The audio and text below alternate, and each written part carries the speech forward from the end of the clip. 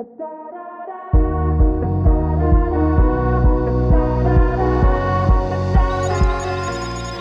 elkartu gara Nafarroako Euskaraldiko 11ko aurkeztera.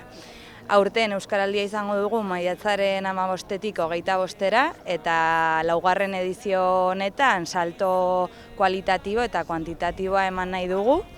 Bai orain ireki da norbanakoen izen ematea eta animatzen dugu mundu guztia aho bizi edo belarri prest roleetan konpromezua hartzeko 11 egun horietan. Momentuz aktibazioa handia izaten ari da, jendeak ilusio hartu du data aldaketa udaberrian ospatzea Euskaraldia eta udaberriarekin batera eguraldi ona, egun luzeak nahi dugu kaletara Euskaraldia eraman eta Euskaraldia gozagarri bat bizitzea.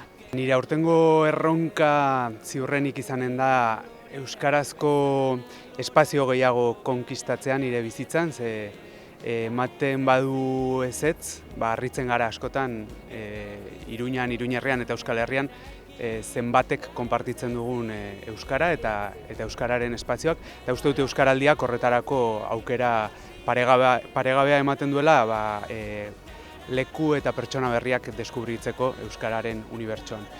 Eta iruditzen zait oso importantea Euskaraldia bezalako ekimenak, ze uste dute euskarak ematen digula munduan nor izan eta leku bat, eta hori aldarrikatzea 10 egunez, uste dut oso pozgarria, polita eta divertigarria ere izan daitekela.